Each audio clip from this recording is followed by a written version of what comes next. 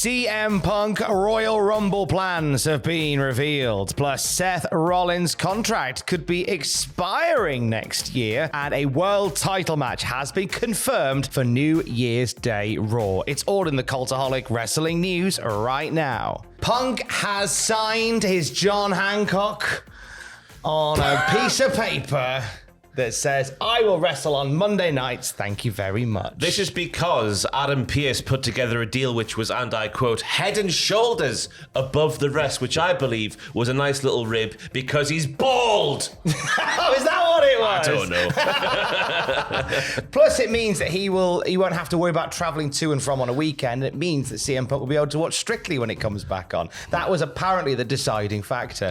Upon signing, of course, we get a showdown that we've waited for since November. Yeah, I was saying on the Cultaholic Wrestling podcast last week or 2 weeks ago, it doesn't need the title, this feud. It's a blood feud all the same. But yes, Punk's cutting this promo. He's in Cleveland, which historically has been kind to CM Punk. He made his debut there for the company with Mickey James. Then he was so good, he got shipped off to Louisville, Kentucky. He then, of course, walked out the company in and around that same arena. 10 years ago, he was apologising to people. But crucially, he said he was home. So after the contract deal was sort of mooted around, Seth Rollins came down to the ring and he took issue with that. Love the crushed velvet suit that he was wearing last night as well. Fantastic. I love the tribute to Hangman Page as well with the promo. It felt very Hangman Page. So Seth Rollins really takes Dolores umbrage with the fact that CM Punk is calling Monday Night Raw home, and he even says, to paraphrase, that he is going to defend WWE from CM Punk.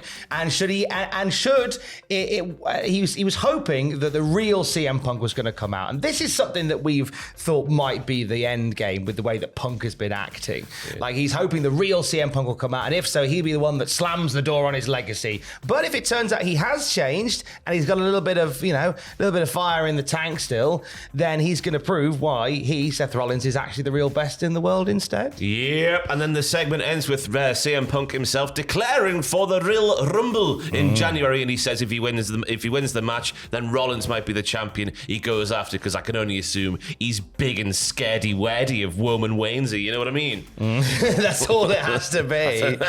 Now, this is interesting because we spoke a little while ago, and some of the reports from the inside suggested that they were going to go with Rollins versus Punk at the Rumble itself. But however, that seems to be something that maybe they're holding off till WrestleMania. It also adds a fabulous wrinkle to the Royal Rumble match, which initially was always going to be Cody's match, but now we just don't know. He must know what it feels like to, I mean, I don't smoke, but he must, that relief people have when they have a cigarette, like, yeah. Because he must have been sweating bullets up until that promo last night, thinking, oh my God, my story's not going to get finished again because CM Punk's come back and he's going to win the Rumble and go to WrestleMania. So the fact he's gone after Rollins in this promo, which was a great promo, you should go and check it out. It was really good. Cody will be breathing a sigh of relief, so he will. Yeah, it just means that the journey for one of them is going to be a little bit rockier than the other, because obviously they'll have to go via an elimination chamber in Perth. Feels like we're on the kickoff show. There's going to be a rocky journey for one of the superstars. Who do you see coming out on top there, Tom? Well, I don't know, but I will tell you this. That promo was indeed my shucky ducky quack quack moment of the night. Got some ducks here. There they are. Look at the ducks. Look at the ducks, the quacky quack quack. Would you like... Scotty. Why does he shout that at women? I don't know. He's not shouting at women. He's just on his Just Eat app, ordering dessert. Speaking of Seth Rollins, Fightful Select say that he is one of a few major stars that could potentially be saying farewell next year. Yeah, they say Fightful has learned that as of a couple of weeks ago, there hasn't been discussions regarding a contract extension for Seth Rollins. As you can imagine by the placement on the card, Rollins is well liked and respected within the company, and we're told there will obviously, in quotation marks, be an offer made at some point, with WWE sources even indicating that he'd be made a priority. Now, you might be thinking, why are we worried? Of course, everybody has contracts renewed and stuff like that, but Seth Rollins' contract is up in June, which really, in the grand scheme of things, isn't far away. Once you get past Mania, there's like 2 months and then you're there. So one would think that if Seth was going to stick around and do a little bit more, make some more magic, which you'd hope he would, they'd be having those conversations around about now. When asking a WWE official, we were told, say Fightful, we would not dispute that information as it pertains to his contract being up next year, and that Rollins would indeed, as you say, be made a priority, which would suggest to me that, his contract is up next year. There's a few that are up next year. Yeah. And there is some question marks over, obviously, because now the company's been taken over by a new holding firm, and it's just a case of whether they would get the same deals, if not more, if not less. You would expect someone like Rollins would get a lot, maybe not a lot more, but a significant bump.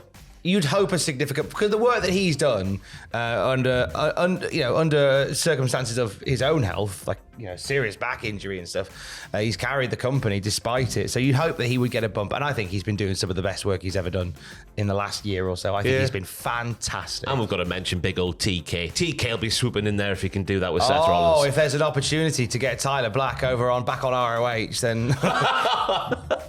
Because that's exactly what he would do. No, there's definitely if there is a window open, that Tony loves buying new toys. Because just imagine, right? The contract goes up, he doesn't renew. Tony makes him a big bumper offer that he takes because it makes more sense for his family and whatnot. There's a certain Wembley show against a man he doesn't like on Twitter and that, isn't there? Will Ospreay. Imagine that. Tyler Black versus Ospreay at Wembley. Could you imagine? One could salivate. But he's going to re-sign, so let's stop imagining. I can see you going down the comments saying, Ross, you're talking pish. I know he's going to re-sign, it's fine. But just imagine.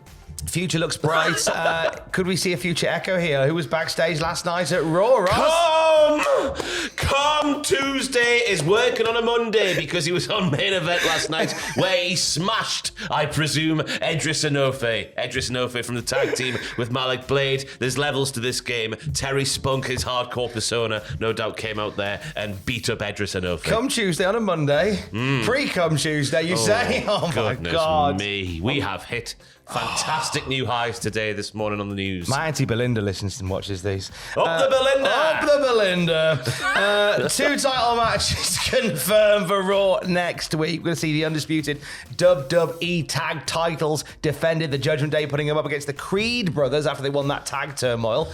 Is it too soon to put the belts on the Creed brothers, or did you just say, sod it, give them the belts? I feel like you want to make, just because the Judgment Day, I don't know this off the top of my head, it feels like they've had them for years. So maybe you want to make more of like an event of them maybe dropping the titles to somebody else. But then again, the Creeds have been fantastic, especially Julius. He's been showcased every single time he's been in the ring because he can do everything, all of the things. So to have them win so soon, it would make them a legitimate thing already, if that makes sense. Chelsea Green and Piper Niven defending the women's tag titles against Katana Chance and Caden Carter, who I think are my favourite women's tag team in WWE. Certainly the longest surviving.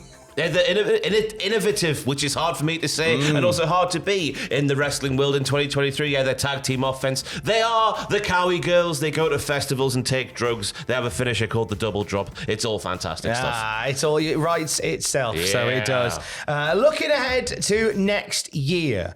Obviously, next year, Impact Wrestling becomes TNA once again. Over the weekend, they signed a brand new name to a TNA contract in Trent Seven. I had a chat with Trent Seven last night.